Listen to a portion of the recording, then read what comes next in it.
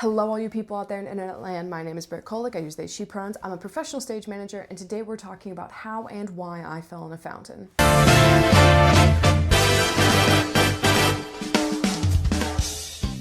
So if you do not follow me on Instagram or TikTok, you may have missed this video. Thank you to Robbie and Riley for it. This video was taken in July of 2023 at Much Ado About Nothing at Shakespeare at the Castle. Shakespeare at the Castle is a wonderful summer stock theater company that I spent many summers in college and my early professional career working at. So why am I falling in a fountain? Real quick backstory, we weren't supposed to do Much Ado About Nothing that year. We were supposed to do Mac. Some stuff fell through, we had to pivot to Much Ado, and the decision was made to set it in the 1940s.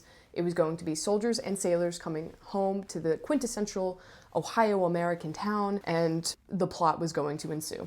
Now the set for this was actually really cool. We had several different pieces and playing areas. We had a statue that was rigged to fall apart.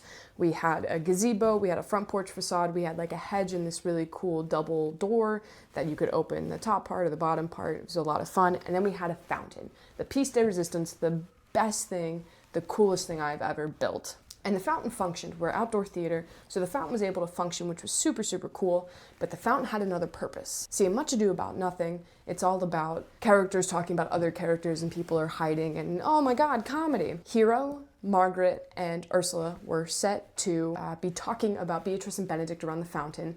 They knew Beatrice was hiding about, and they're talking about how much Benedict loves her, and Beatrice is slinking around the fountain, like trying to listen in. She's listening, and then she falls in.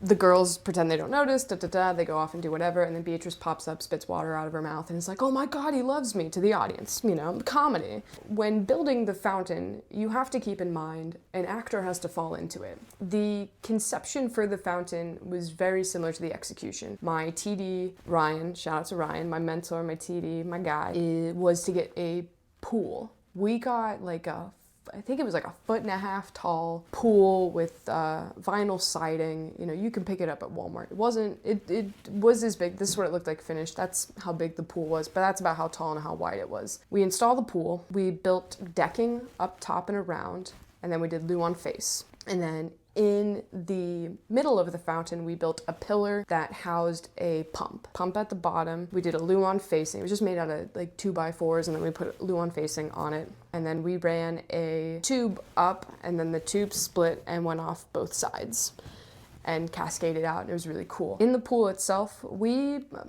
couldn't have had more than 1 foot of water in it, I want to say. It was filled, but it wasn't filled to the brim. And then over onto one corner, we made like a little 2x4 platform that it was supposed to hold a heater. The heater never ended up working. We did try to heat the water though. That little 2x4 device also held a cup of water, of which Beatrice was to put in her mouth, and that was the spit take. She wasn't going to be intaking any of the water that was in the pool and left out. And then coins as well. The idea was coins, and we had fish at one point, and then my director cut it, but she would basically come up and was taking coins out of like her bra basically, because it's a fountain.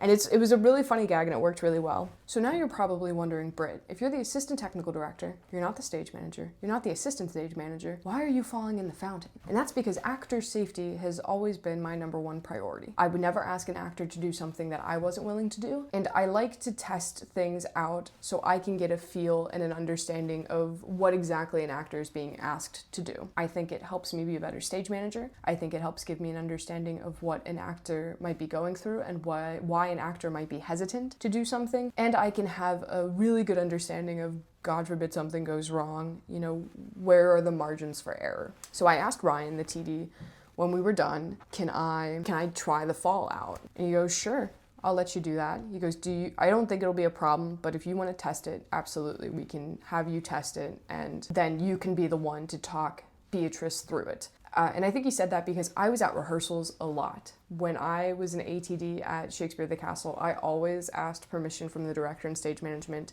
to go be in a rehearsal space, because as a stage manager, when I'm in rehearsals, I gotta do a lot of things. So to just be an observer and to just sit and be able to learn how to read people, that was a really big takeaway for me. So I was in rehearsal every day. I had saw what we were trying to do. I knew what they wanted to happen. And then I was sort of going to be the best candidate, having then tried it, to talk Beatrice through it.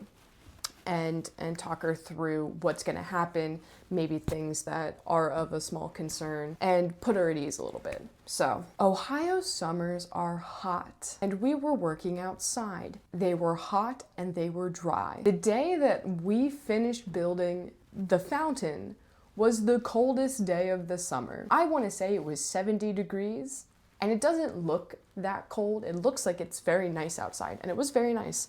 But it was not a warm day. We get done, we plug everything in, everything is functioning. The heater we did not plug in yet, the heater we were gonna test later that night. So the water is whatever temperature it came out of the spigot in. So I take off my boots and my socks, and I get up and I get a feel for the area, I walk around the fountain, and everyone's recording. All of the interns have stopped. Ryan said, Britt's gonna test it out, and they're all standing there. And the thing about the interns is all of the interns but two, we had 2 interns that were solely for tech. They were solely there to build and do tech stuff. Everyone else was also in rehearsal in the evenings and was a part of the show. So everyone's standing there, and over half of them know what's about to happen. And my TD and my 2 shop interns don't. So it's sort of funny, it's exciting. And I asked my buddy Riley, who was our hero, I said, hey, can you give me your line? Give me the cue line, which is a little bit of overkill. We didn't need to go through it. I could have just fallen. I said, but give me the cue line. What's the cue line? She goes, he has an excellent, good, you fall in, I say name. I'm like, great. So we get up there, and Rob and Riley are recording, and they go, are you ready? I'm like, I'm ready. So I'm like wandering around, do the thing. He has an excellent, good, and I fall in. And what I remember right before I did it was Robbie and I, who you all saw in the fight choreo video, linked up there. Robbie and I were in the same fight class together, and the big thing about the fight class was to embrace Mother Earth. So when you did a fall, you just had to relax and let it happen. Don't tense up, don't try to stop it, just let it happen. So that was what Rob told me. He goes, just embrace Mother Earth. I'm like, sure. So I fall, and I basically end up falling on my back. And I hit the water, and I slowly sink, and I can feel my back on the the vinyl floor. And I am only half wet. Half of my body has been dunked. So the front part of me, I didn't feel was as wet. I could only feel, it was only the back of my head. It wasn't the front part. It was only like the back of my head. And my feet went up for some reason. I sort of just let my body do whatever. That's when my feet went up in the air.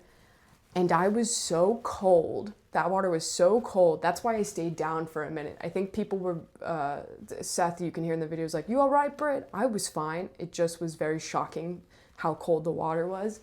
So then I sit up, and that's when Rob decides to be a wise guy and goes, spit, you gotta spit. And as I had said before, the plan was Beatrice falls in the fountain and is supposed to stay in the fountain while the women finish up their conversation. So she has plenty of time to stuff the coins where they need to go and take a sip of water from this cup that had drinking water in it so that when she popped up, she could spit the water out. I'm not thinking in this moment. I just hear Rob going, spit, spit, spit. And that's why I turn to the functional fountain and intake water and then do the spit take. You got to give the people what they want. I remember distinctly after that thinking, oh, I can't put my shoes back on because my feet are wet. I didn't bring a towel. We didn't really think about this. And I was freezing. The wind had picked up. I'm just standing there wet. And I asked Ryan, I'm like, can I go change? Because we still had like 2 or 3 hours worth of work. I said, can I go change? And then I also asked, I said, is it illegal to drive barefoot in Ohio? He goes, why? I said, I don't know if I'll be able to put my shoes on. And I did. I put my shoes on. I went back to my house and changed into fresh work clothes and came back and really dried off so that I didn't get blisters or anything. And then later that night, we were rehearsing at the castle, and I got to walk Beatrice through like, hey, how does this feel? How does this look? And word had got around that I had tried it, and people were passing the video around, and she goes, I heard you tried it out for me. I said, yeah, I would never ask you to do something I wasn't comfortable doing, and I'd rather test something on me than on you. I said, it'd be really hard to replace you at this point in the show. It would be really easy to replace me. To this day is one of the coolest things I ever got to try to do, falling in that fountain, and it is to this day the coolest thing I have ever built for a set. So that's the story of how and why I fell in a fountain. Until next time, drink water, give grace, and I will see you in the next video.